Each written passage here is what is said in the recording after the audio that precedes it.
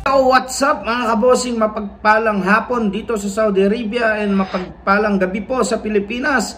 Mga kabosing, mga kababayan, kumusta ho kayong lahat dyan sa aking mga kapwang OFW? Kumusta ho kayong lahat dyan sa mansulok ng mundo? And of course sa aking kabaryuhan dyan sa Cagayan Valley, especially sa Hull Peña Blanca. Kumusta ho kayong lahat dyan? And kumusta naman ang ating mga pamumuhay, mga kabaryuhan ko dyan sa Cagayan Valley? Especially sa aming lugar sa Barangay Sisim. Regards po sa inyong lahat and shout out sa inyong lahat dyan. And God bless po sa inyong lahat. Ayun nga mga kabosing, meron tayong bagong mainit, nagbabagang balita sa inyong lahat. At syempre bago ang lahat, ipag-pray natin si Pangulong BBM sa kanyang first visit sa Indonesia and after that sa Singapore. Sana magiging success yung kanyang lakad.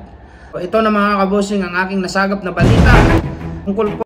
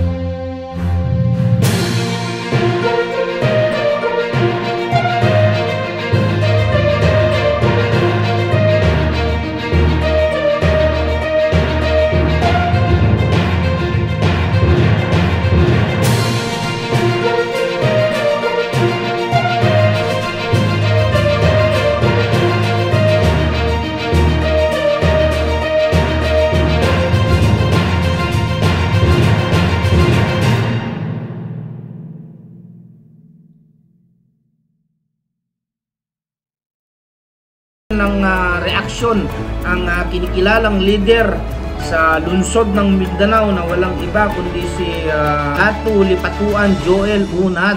Ang kanyang reaksyon mga kabosing, mga kababayan, at talagang galit na galit at mapapanood natin sa video. So ito ang kanyang video mga kabosing, panoorin natin. Nag-traitor si Senador Loren Legarda sa mga katutubo. Kasi kung matandaan natin sa buong Mindanao, ano yan, na-investiture yan si Senador Legarda ng katutubo buong Mindanao. Nagpapasalamat sa kanya kasi siya yung nagsuot ng attire ng mga tribo. Pero noong isang araw, based doon sa kanya, kami sumuporta sa inyo nung campaign ng Uniteam.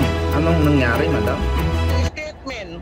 Na parang yung decision niya, personal niya, parang may privilege speech siya para i-acknowledge ulit si Joe Masison at saka CPP NDF dito sa buong Pilipinas. Hindi niya naisip na within 100 and within 1,000 legitimate tribal leaders ang biktima at pinatay ng CPP NP. Until now, hindi nakialam si Senador Loren Legarda sa justice ng tribong pinapatay. Until now, walang justice yan eh. Tapos yun pa yung statement niya.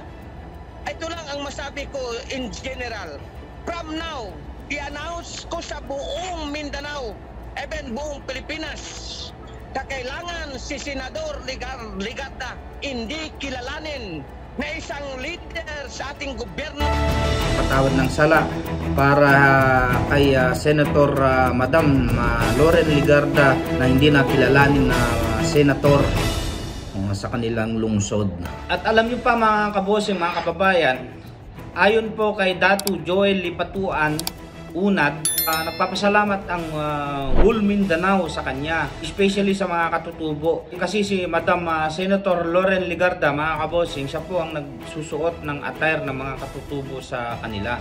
Ayon po kay kinikilalang leader na si Datu Joel Lipatuan Unad, nagpapasalamat ang whole katutubo kay Madam Senator Loren Legarda. Ayon pa kay Datu Joel Lipatuan Unad, sila ang nagpadala ng sulat kay dating Pangulo Rodrigo Roa Duterte para sa peace and order, para itigil na ang patayan, putukan doon, putukan dito. Yan po ang sinabi ni kinikilalang leader na si Datu Joel Lipatuan Unad. Naglabas na rin ng reaksyon si Attorney Larry Gadon, mga kabossing, mga kababayan. Mapapansin nyo ho, mga kabossing, mga kababayan, nung kasagsagan ng campaign ng Uniteam, sila po yan ang magkakasama. Pero ayon kay Attorney Larry Gadon, sang-ayon din siya sa speech ni Madam Senator Loren Legarda sa Senate hearing. Pasintabi ho, Madam Senator Loren Legarda and sa mga sumusuporta kay Madam Senator, kasi kahit saan kayo lumingon sa social media, mapa Twitter, mapa Facebook, mapa YouTube, kalat na talaga words na budol. Kalat na sa whole social media na budol. Ang akala ko nabudol sila. Alright, bora nabudol daw ni Madam Senator ang mga sumusuporta sa kanya. Alright. Madam Senator, medyo maaga-aga pa naman para hingin yung iyong opinion. Alright. Yan po ang mainit at nagbabagang balita. So kayo mga kabossing, mga kababayan, paki-comment below na lang ang iyong mga reaction. And while nag-iisip kayo ng reaction nyo tungkol dun sa speech ni Madam Loren Legarda, huwag nyo na rin kalimutan pindutin ang subscribe and like and notification bell. Free po yan, mga kabossing, mga kababayan. And gusto ko lang pasalamatan si Z. Maybilin and his family sa pagtulong sa akin sa aking YouTube channel. Idol, maraming salamat sa walang sawang pagtulong sa aking YouTube channel. So sa mga small YouTuber na katulad ko, kung gusto nyong mangat yung subscriber and watch hour, i-PM nyo lang ako at ibibigay ko sa inyo yung full details. Legit po yan, mga kabossing. And shoutout sa aking kaibigan na si Noah Roa and sa kanyang asawa na si Sis Lucille. Shoutout po sa inyo, mag-asawa, and maraming salamat din sa walang sawang pagsuporta. And of course sa aking mga magulang, main pa, sa aking mga kapatid, pamangkin, mga pipinsan, saan man sulok ng mundo, shoutout po sa inyo. And of course sa aking mga hipag as well, and sa aking mga lolo, lola, tito, tita, shoutout po sa inyong lahat. Ingat po kayo lagi and God bless. And of course wag natin kalimutan magpasalamat sa Panginoon sa mga blessing na ating natatanggap and sa mga blessing na hindi natin nakikita. And sa aking mga kapwa OFW sa mansulok ng mundo, shoutout po sa inyong lahat. And I hope maayos lang kayo and healthy. Sana ayos lang yung mga trabaho nyo dyan. And more support for my channel, K-Bossing TV. Share din pag may time. So hanggang dito na lang, mga kabossing. Ingat po kayo lagi. Bye. Peace off.